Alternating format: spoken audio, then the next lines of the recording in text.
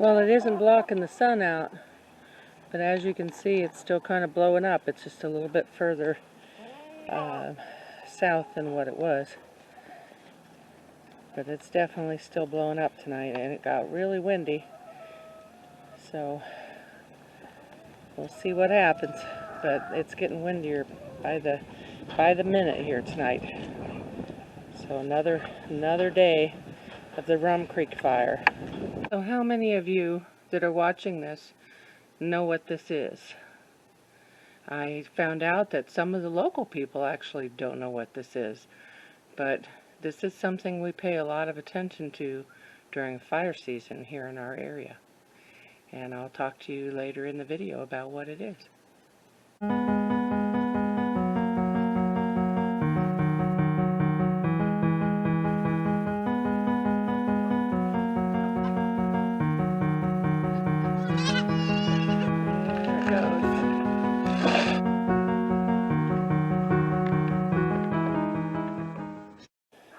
Yeah, it looks just as dark. It's just further south.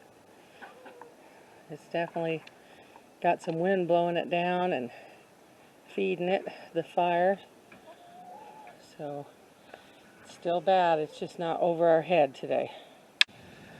So a few minutes ago, it started blowing up again. Unfortunately, this looks a little lower. Like we may end up getting this smoke down here. Doesn't look like we're under the cloud as much, but this was all blue sky just a few minutes ago, and it started getting dark in the house. And I realized, nope, this is smoke coming in. It's blocking out the sun again.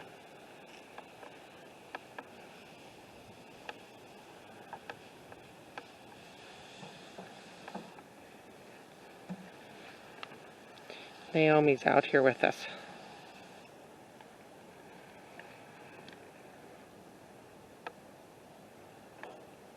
Not like it was the other day. We're not under the clouds, but you definitely can see the wind's blowing in our direction.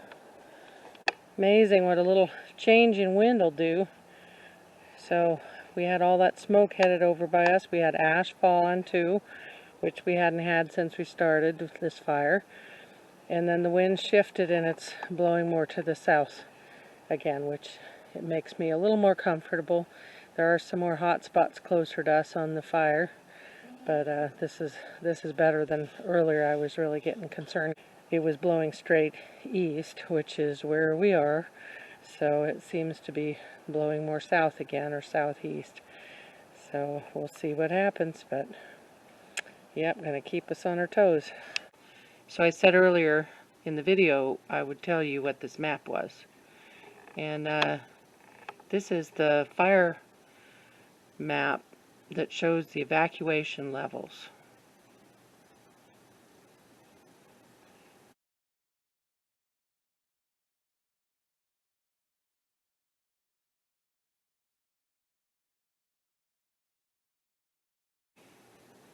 And so basically you keep an eye on this, and it shows the level 1, level 2, level 3 of your fire evacuation. It also shows this is the fire at this point. This was the fire. These little red dots were the hot spots of the fire. So as this gets bigger, that means the actual fire is getting bigger. And these hot spots show where they have pinpointed fires that are hotter than the rest, basically. So it shows up as a hot spot. So what you want to watch is you want to watch your evacuation levels, and you want to watch the size of the fire, the hot spots, what direction the fire is moving. So right now I'm going to show you a sequence of this map so that you can see as it changed the last couple of days. So this is what it was a couple days ago. And also at the bottom they have a legend, and you can go to this one right here. It's called layers, and that will take out a lot of stuff that you don't need in there. And you also can zoom in, zoom out. You can actually zoom in enough to find your street. Now we are over here is where we are. And when you see some of the other maps, you'll see Three Pines and Hugo. Those are the street names that are close to us, and they're right over here. So here's the series.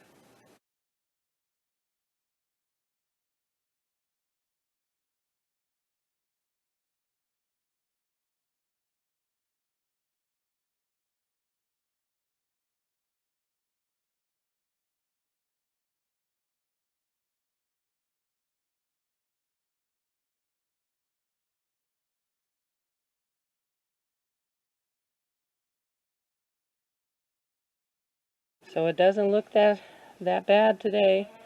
It's not windy, so we're hoping they get a control the fire a little bit today. That would be great.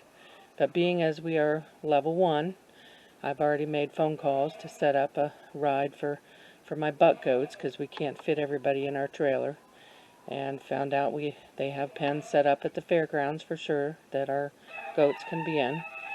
And we have a list made so that we know what to grab, and we also hooked up the truck and trailer. We loaded up things like the milking stand that we took to fair, and a bale of hay, and some straw, and a few other things, and we have a list of the other things to grab if we go on level 2. So basically, with our animals, we aren't going to wait till level 3. We always get prepared early. We had time this time, so we did get things done a little bit. When we had the Hugo fire, we didn't know about the fire till we could see the flames.